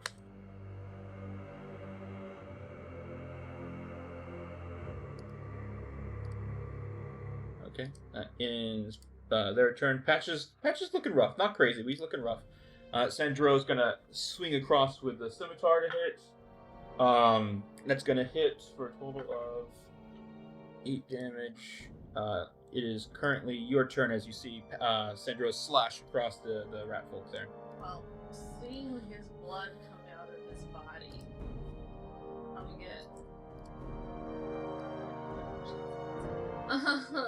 I'm gonna cast Boil Blood. Okay.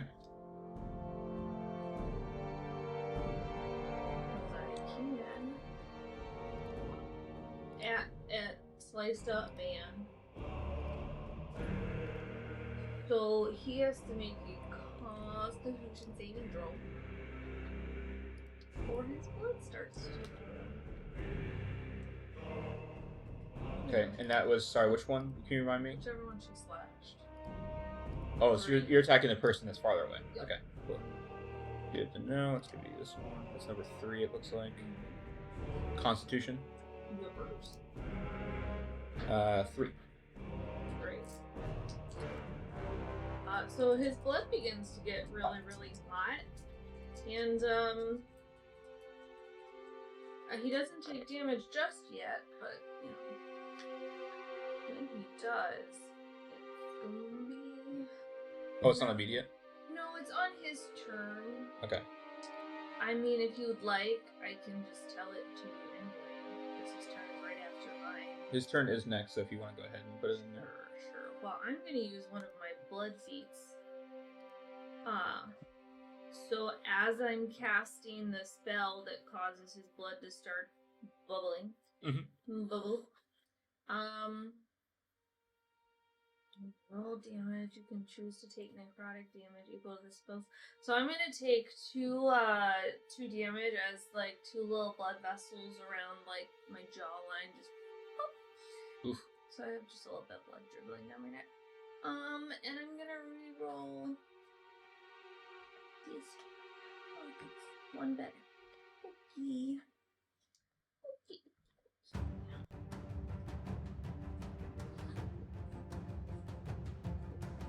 So, on the start of his turn, I'll take 8 damage. 8 fire damage. As it's crippled with agony, and all terrain is difficult for it. So what does it look like for that guy? As he's dead, like, how do you want to do this with him? Sure. Well, so there's some blood kind of dribbling down from the slash you made, I assume, like, around this area. So the blood's dripping, but then it starts to, like, sizzle and burn. And since he's kind of hairy, it starts to smell a lot like burnt hair, unpleasantly so. And smoke starts to just wreath up around his face as he falls to the ground, screaming Megan. Damn. All right. What? I got nothing to add to that. That's good. Anything for bonus action or anything like that? Oh, no. Good.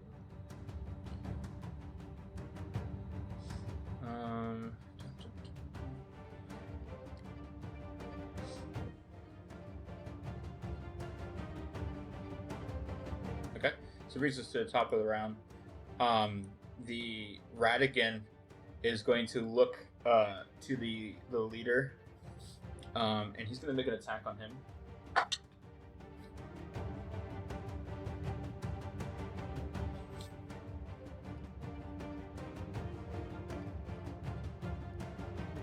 don't know if you heard that, but What? Radigan is going to attack the leader. His own leader? Yeah. Oh. He sees the dead bodies, and and you watch as he just takes a dagger, and pulls out the dagger from the neck from the other from the leader, and he's why would you? And as he pulls the dagger out, and Radigan looks to you and drops the dagger.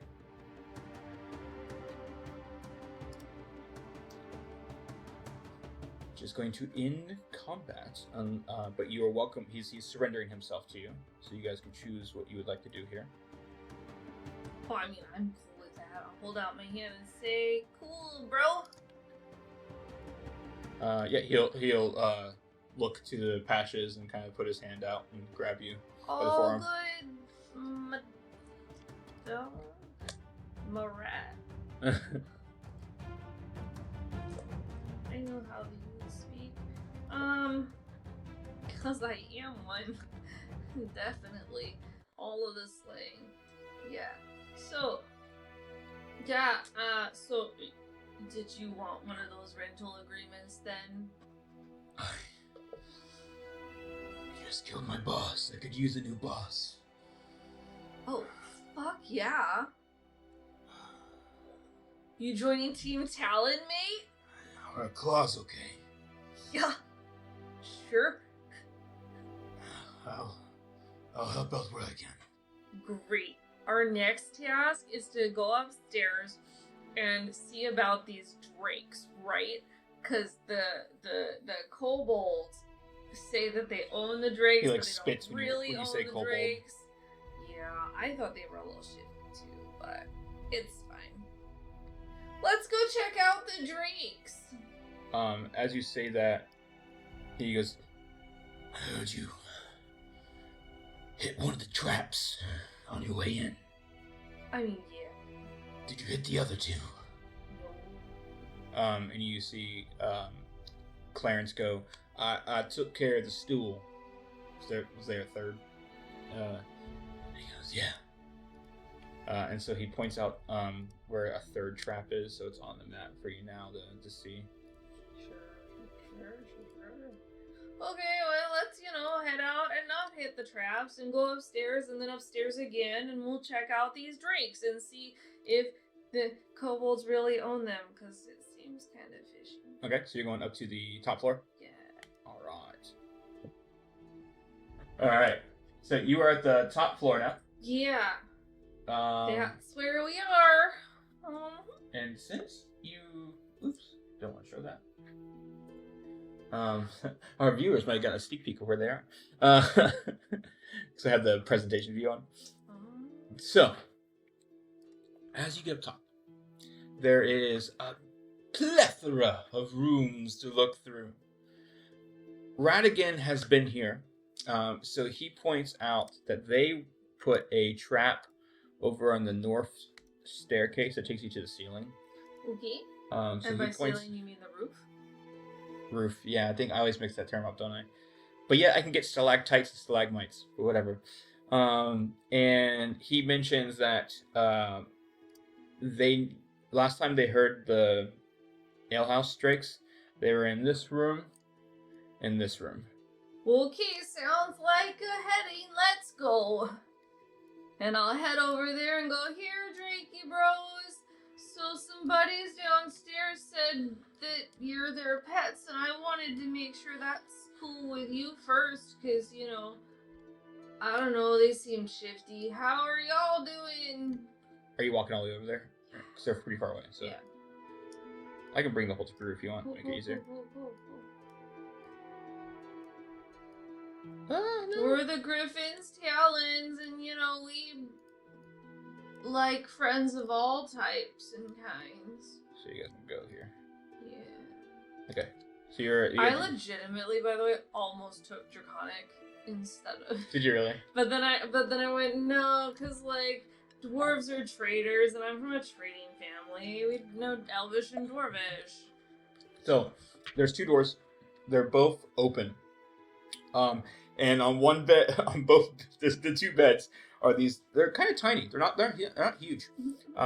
Versus a lot of drakes, which are kind of more medium to small. They're tiny. And they're kind of curled up on the bed. Oh, aren't you just adorable? What do you want? Oh, yeah. See, I thought that would be the case. Maybe. Did you spray yourself or no? So the kobold people downstairs, not cool. What? Do we like the kobolds downstairs? They own us? Actually, or they forced you into some sort of servitude? They try to. And we don't like that. I want to live here. You want to live I here? like the tavern. We're totally cool with that. You want to join Team Talent? Stay here? Because we own the inn and we're totally cool with it. Make an animal handling check first. No advantage since you didn't spray.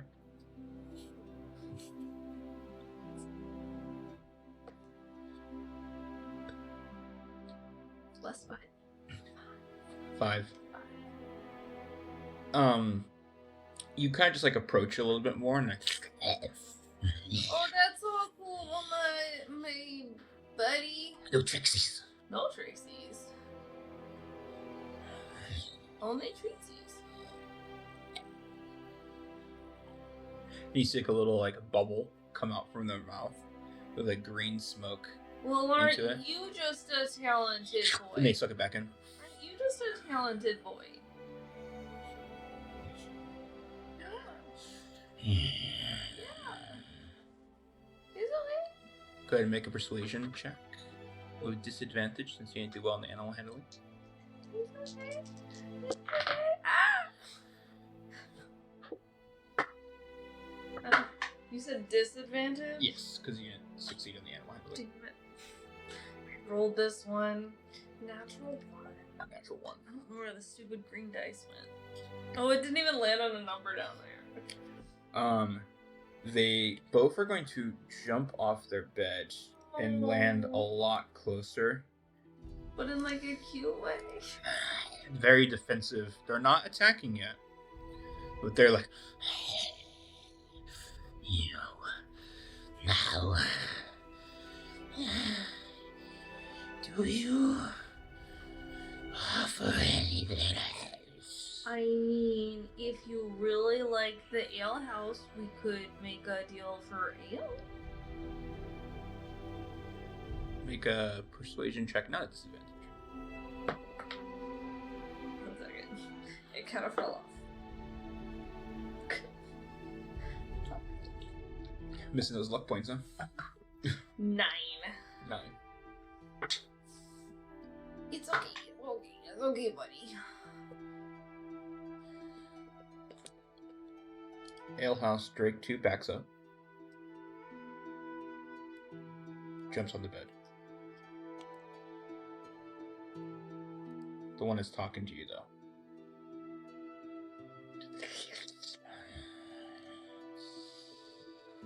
Elaborate.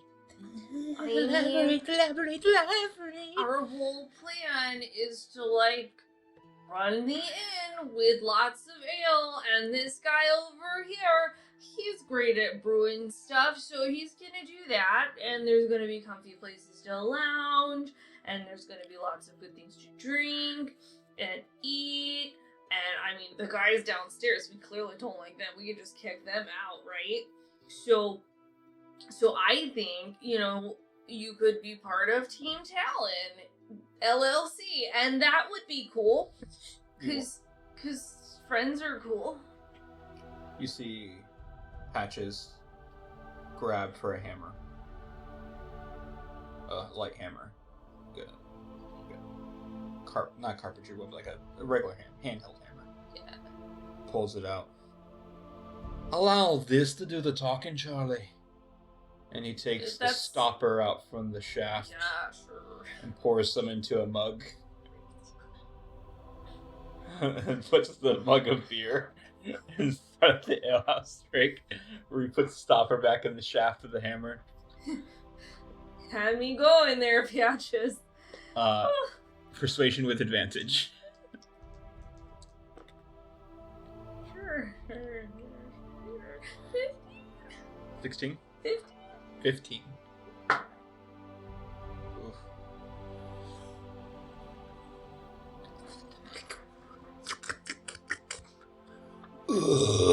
And then like big burp as they go on. And then they like scurry back up, kind of stand on 2 hind legs.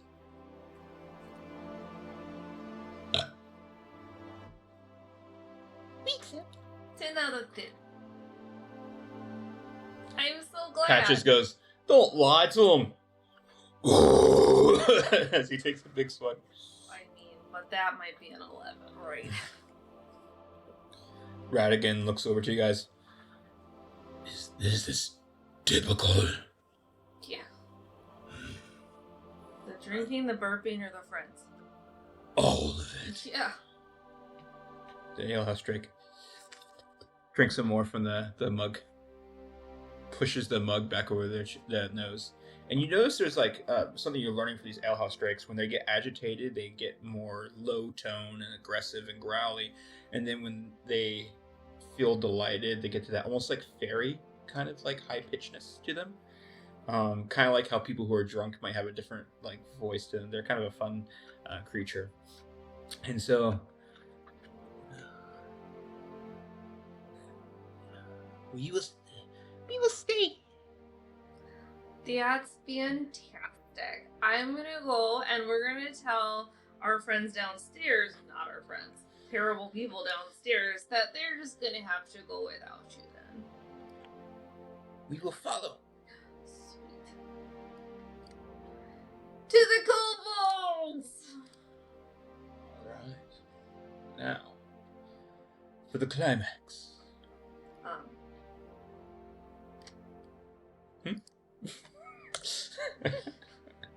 Alright, so I'm guessing you're heading over to the bar, yeah? Yeah. Okay, so bring you guys over here. And then we have some new friends to bring over, right? Yeah, we Because do. apparently you're just growing the party. So Catherine of you. I don't know if you know this, but anytime somebody on social media goes, "Hey guys, what would you do if you ran into this big old monster?" I go, "I'd be friends with it." Alright, Radigan should be popping up now. Yup. Oh, but now he's pink and so sandy. Sandy's green. It's a different Sandy. Our little friends here, they're so small. Oh, you know what? They're not going to be red anymore, right? So They'd be purple like me. Or blue like Patches.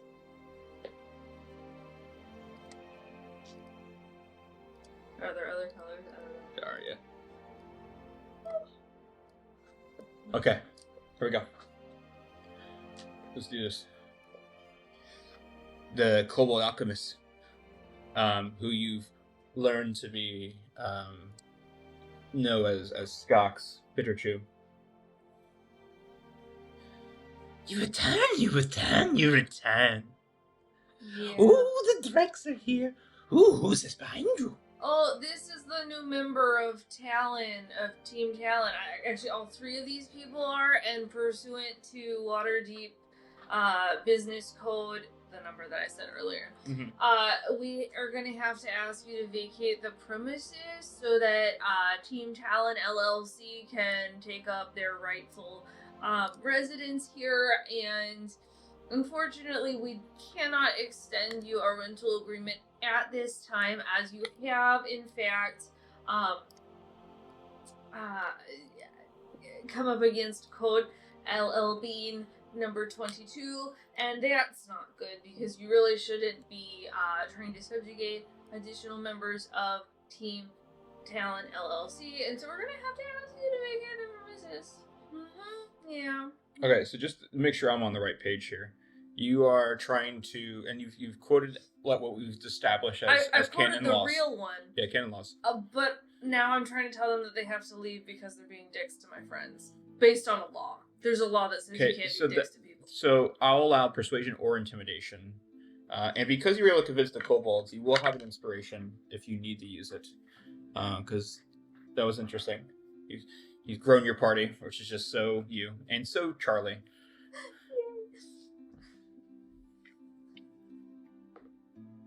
Let me use it. Okay. I'm 13. Let me double check something. I had them. It's competing, so I want to make sure I'm using the right stat here. Okay. Okay. Interesting.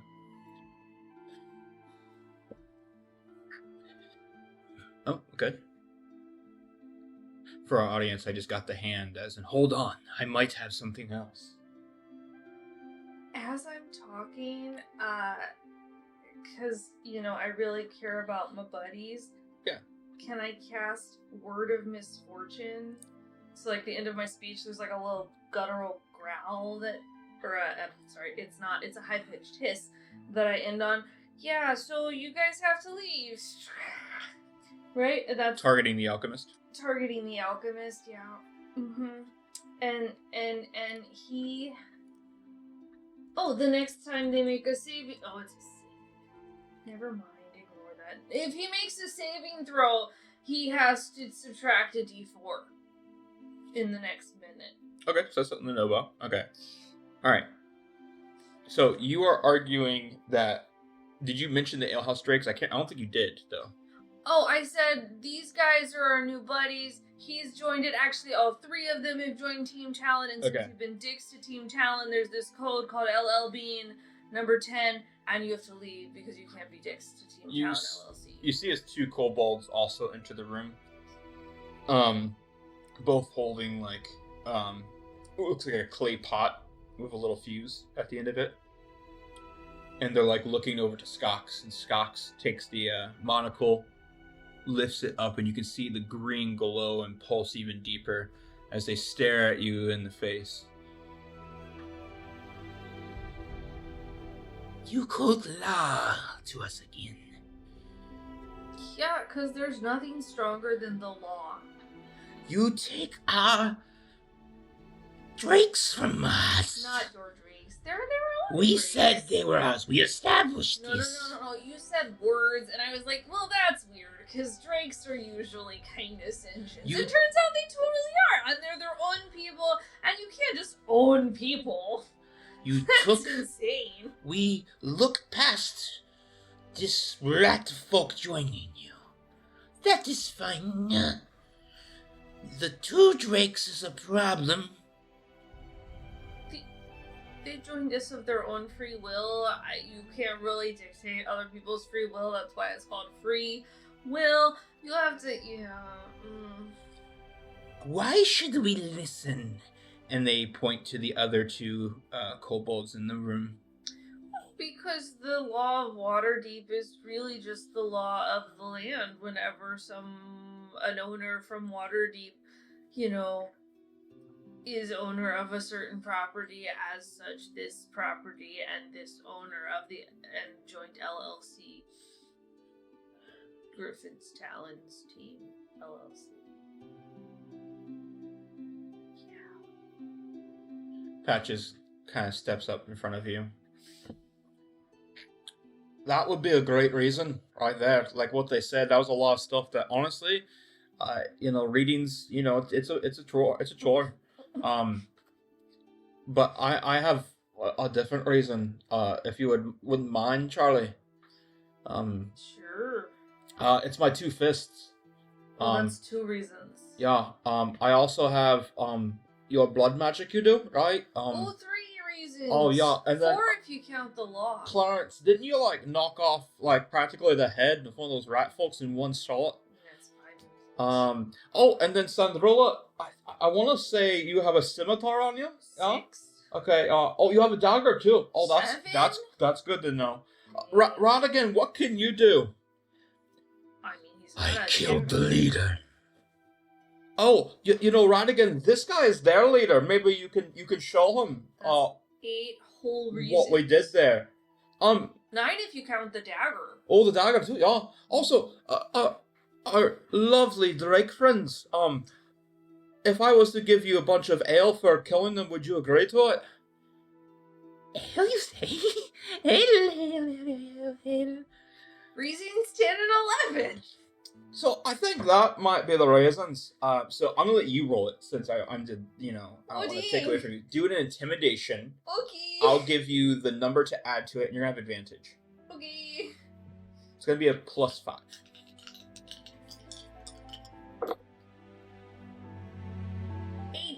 18. Okay. Okay. Skobold, who has their arms out. Skobold. Skobold. That would be a great name, though, wouldn't it? Skox Bitterchew. I'm thinking of Mad Max Scabious Scroy.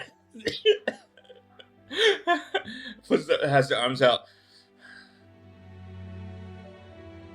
Okay, no problem. We leave. Okay, potions. Here we go. Bye. As they begin heading out the inn. What is Charlie thinking going through what they just went through with this? Oh my god, Charlie is so, relieved. He's, leaning back against the table, elbows on the table, body slouch, oh my god. Thank fuck. Oh my goodness, you guys, this is great. Charlie, you do a lot of really smooth talking, and I'm gonna be honest with you, I didn't know you're so charismatic, but sometimes intimidation, you got that blood stuff. It's powerful. You stop the dagger with your body. Who puts their body in a way to do that? Nobody ever tells me that I'm really intimidating. I mean, because like I've got a lot of family that are intimidating, and so I'm just kind of not. Yeah. Have you? I never met your dad. Is the dad intimidating? Oh, he's super intimidating, but like my uncle though, he's like so much more intimidating. And my aunt, she like is like the head of this one temple, and damn, she's really intimidating. I don't know. I've never been good at it. Yeah, no, I mean, just something to think about. You know, use some of that magic to kind of spice things up. Oh, I use magic to spice things up. Oh, cool, very cool. Oh, that wasn't. Anyways, Clarence, Cinderella, welcome to the Talons. Also, Radigan, welcome to the Talons. And my Drake friends, beer, ale, mead, whatever you want, just go grab it. It's, you know, if you don't mind, you could be like kind of like our gods at the tavern. Guards at the tavern. You know, have fun, socialize, tell stories, whatever you got to do. But the Talons, we're for you. And that's where we're going to end our session for today. Did you have fun? Oh my god. Well, you haven't got to play Charlie in a very, very long time. A little backstory, guys. Charlie was a character that you built. Was it for Curse of Strahd? Curse of Strahd. Okay. Yeah, little poor innocent Charlie with the big vampire. That was. Yeah. And I'm loving some of these Curse of Strahd people are kind of coming around because. Oh, that's right. For Nate, for our Sladium game, he played a Curse of Strahd. You notice, our fans don't know, but we can give you the inside scoop. Why not, right? For my Drasinger stuff I'm working on, we based one of the gods, the prime deities, off the last name of my Strahd character, who was a bad guy. He was a double agent, if you will, if that makes any sense. He was a serial killer. That's a double agent. Yeah, it's not really. He was a blood hunter that was like, it's a long story, but his name is More Than There, and that's Tobias More Than There. So we based that on that. So it's kind of cool seeing some of those characters again, right? Or at least the remembrance of them. Patches, by the way, was a character I originally made for our off-stream, our very first game we ever played, which was The Long Road. He was kind of like our bartender guy that lived at our place, and I thought he'd be fun to throw in and be a leader of this. So that was kind of cool for me. Another cool shout out, the music for this, Michael Gelfi. Love Michael Gelfi's work and stuff like that. Check them out on Patreon to support them. The map that we used today, all of those maps were Che and Peku. All I did was just brought them into the D&D maps thing and stuff like that. Sorry, I'm blanking on their name. Skox Bitterchew, if we were to fight them, and the Alehouse Drakes, if we were to fight them, were from a third-party monster manual and stuff like that, which was really cool. Tomophos. You wanted Catherine to fight people? Yeah. So that was kind of fun as well to work on. I'm trying to think if there's any other shout-outs, but that's pretty much our shout-outs for today. Shout out to our social media. Yeah. Go check us out on Facebook, Mastodon, Hive, Blue Sky, Instagram. Check out our Ko-Fi and Patreon too, because John over here is going to start updating them more often. What, each tier is going to get something once a month? Yeah. So each week will be a tier, right? And then so by the end of the month, you'll have all the tiers will get something. And obviously, the higher the tier you are, the more things that you get that month. Yeah, true, because you get all the under tiers too. Another thing we want to start doing. I'll maybe need to format it a little bit to make it up there. At least a rough draft of what I use for these contracts. We wanted to provide for you guys as little one-shots. We did? That'd be cool. Yeah. You're going to do little one-page one-shots? That's what I did for this. Yes, why not? I love that. Yeah, so that'll be something there. So you guys can check out. This was the Innkeeper contract. Should I tell them where it came from? Where's originally or no? Yeah. Yeah, I think it's a fun fact. Why not, right? My school is doing a TTRPG club, and so as one of the DM things was like, hey, let's make contracts for the kids. And so this is my first contract I made for the kids. And so I was like, hey, Kat, this would be a fun one for us to do, to kind of try it out as well, to see how it works. So yeah, I'm excited to kind of share something of what you guys are doing, what we're doing with my D&D club. You guys can try out too. So that'd be fun. Yeah. Oh, hey. Mary's not here, but I don't know. I have a question. Sure, that's better. Unless you want to do it. No, you do it. No, I did so much already. No, so you do it. You sure? Yeah, because I can finish the question. Okay. What is your favorite type of alcohol? And why is it penguins? You won't do it to me. Why would you do it to me?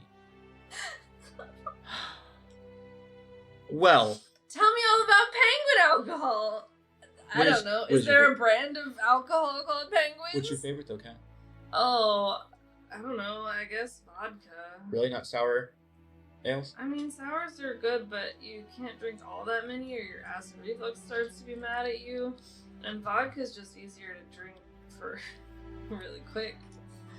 I drink pretty much anything, but everybody who knows me knows it's stouts. Stout. But yeah. Let me show you guys one thing real quick. I'm gonna show you. Guys, we're just gonna show you all. I know, why not, right? This is they get extra content for this shit. Right here and right here, I had little stool traps. If depending on how the conversation went, if he didn't like you, he was gonna say, "Hey, take a seat."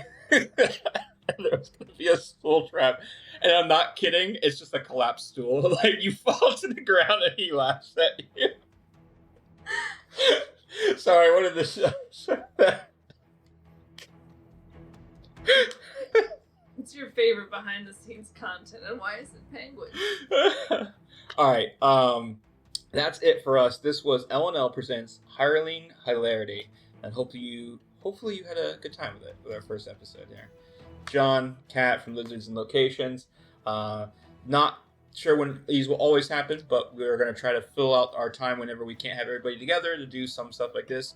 Kind of revolving cast for these kinds of things as based on availability and stuff like that. May not always be me DMing. Maybe Kat will DM one, maybe Mary or Nate or Andrew, maybe a guest or something like that.